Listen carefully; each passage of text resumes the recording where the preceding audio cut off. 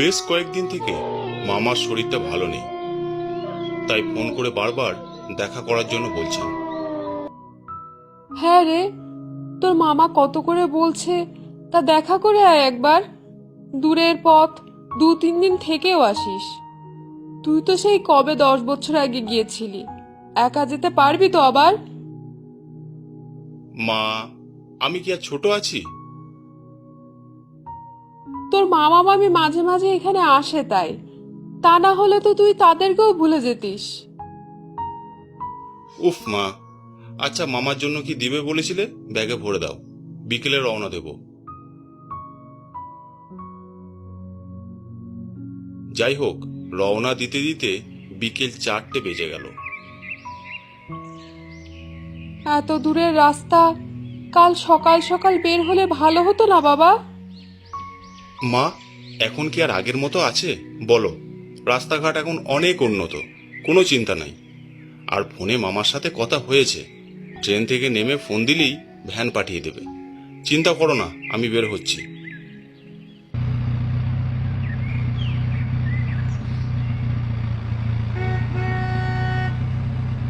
মামার বাসায় যাওয়ার রাস্তাটা অ্যাডভেঞ্চারে ভরপুর। নদী পেরিয়ে শিমুলিয়া বাস স্ট্যান্ড, সেখান থেকে তালতলা, তালতলা থেকে ট্রেনে করে চন্দ্রপুর, চন্দ্রপুর থেকে পায়ে হেঁটে যাওয়া যায়, তবে এখন রিক্সা চলাচলও আছে।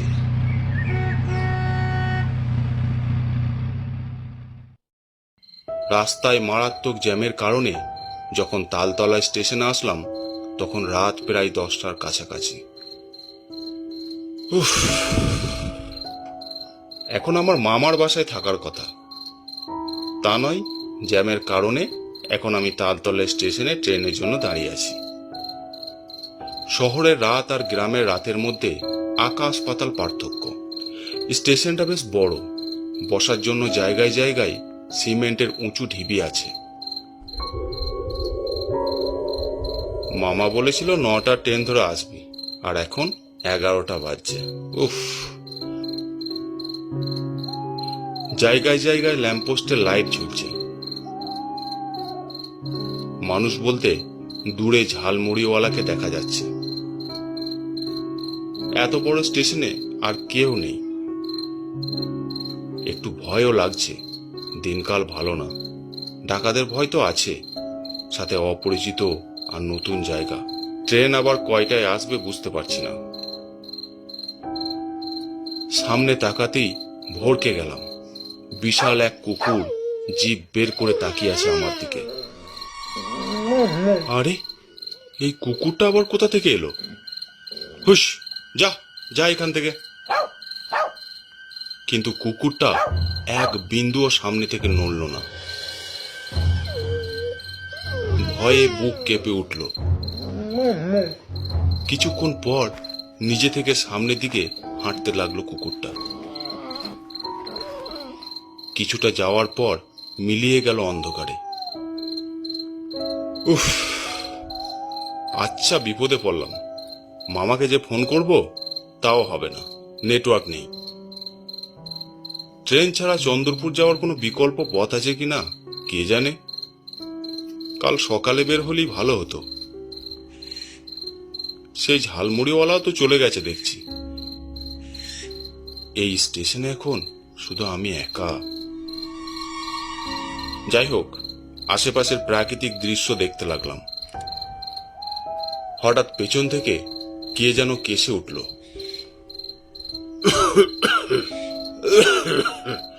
ভাইজান কি কিছু খুঁজছেন? আমি ভড়কে গেলাম। জি না, ট্রেনের জন্য দাঁড়িয়ে আছি। ট্রেন আজ আর আসবে না। কোথায় যাবেন বলেন? আমার ভ্যান গাড়ি আছে, আপনাকে নামিয়ে দেব। আমি চন্দ্রপুর যাব ভেবেছিলাম, ট্রেনেই যাব, কিন্তু ট্রেন আসার তো কোনো নামগন্ধও পাচ্ছি না। এই লাইনের শেষ ট্রেন ছেড়ে গেছে রাত 9টায়। আপনি গেলে আমার সাথে চলেন। এই রাত দুপুরে ভ্যান রিক্সা কিছুই পাবেন না। সেটাই ভাবছি কি করা যায়। আকাশের অবস্থা খুব একটা ভালো নয়। তুফান আসতে পারে। আমার সাথে চলেন ভাইজান, বিনিময়ে যা হোক কিছু দিয়েন। কি বিস্মিরি হাসি! এইখানে হাসির কি আছে বুঝলাম না। লোকটাকে বেশ সুবিধার মনে হচ্ছে না। চোর ডাকাত নয় তো আবার? চেহারা দেখে তো তা মনে হচ্ছে না। আচ্ছা, কত টাকা দিতে হবে বলেন? ভাইজান, কি যে বলেন, যা মনে ধরে দিবেন। দূর থেকে আপনাকে দেখে মনে হলো বিপদে পড়েছেন, তাই কাছে এসে জিজ্ঞেস করলাম। রাত প্রায় 12টা। আকাশে মেঘ জমা শুরু হয়ে গেছে। চারিদিক শুনশান। এখন আর চিন্তা করার সময় নেই। এদিকে মা, মামা কারো ফোনেই কল ঢুকছে না। নেটওয়ার্ক নাই বলেই চলে। বললাম, আচ্ছা চলুন, আপনার নাম কি? জি, আমার নাম রমজান। রমজান মাসে জন্ম হওয়াতে দাদাই নাম রাখলেন রমজান।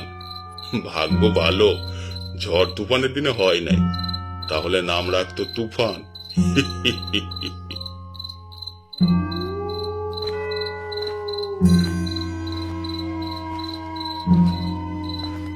আচ্ছা, আপনার ভ্যান কোথায়? ওই যে আমার ভ্যান, চলুন উঠে পড়ুন ভাইজান। দেখলাম ভ্যানের সামনে একটা সাদা লম্বা ব্যাগের মতো কি যেন। আকাশ কালো মেঘে ছেয়ে গেছে।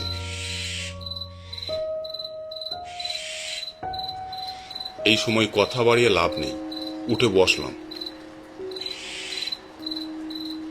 গুড়ি গুড়ি বৃষ্টি পড়া শুরু হয়ে গেছে। দমকা বাতাসে ভ্যান সামনের দিকে এগুচ্ছে খুব ধীর গতিতে। উঁচু নিচু পথ হওয়াতে সামান্য কাঁপছে ভ্যানটি। ভ্যানের সাথে সাথে কাঁপছে সাদা ব্যাগটিও।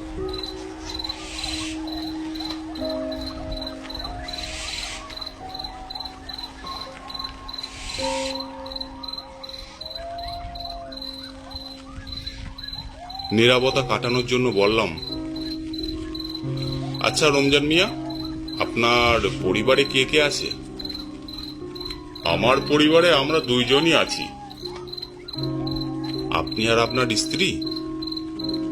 যে না ভাইজান, আমি আর আমার ভ্যান।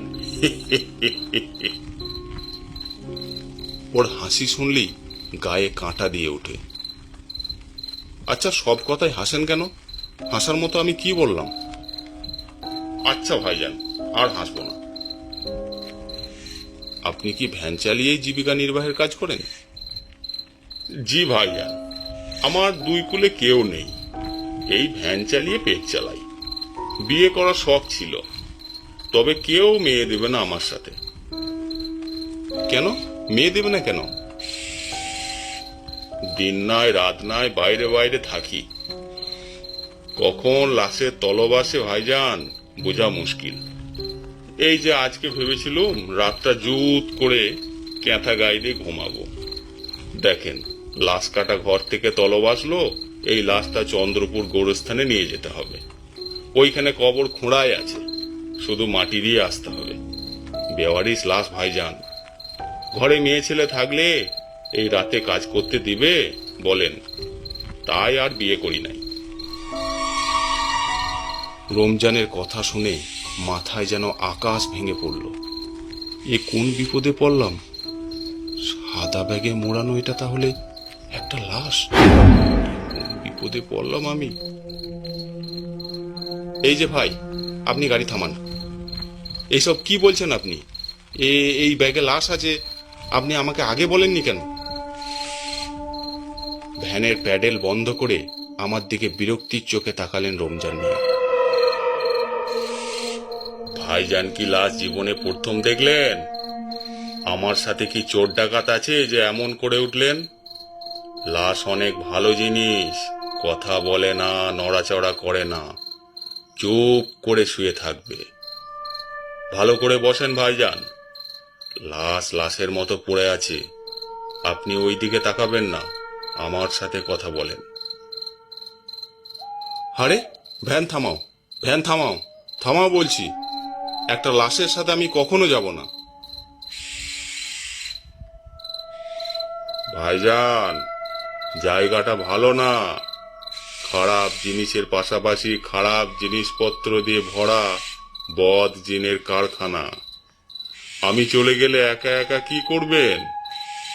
যাওয়ার রাস্তাও তো চিনেন না, জুত করে বসেন। এই তো গোরস্থানের কাছাকাছি এসে পড়েছি। কবর খোঁড়ার কাজ পুলিশ করে রেখেছে, আমি শুধু লাশটাকে নামিয়ে মাটি দিয়ে দেব, তারপর আপনাকে চন্দ্রপুর গ্রামে নামিয়ে দেব।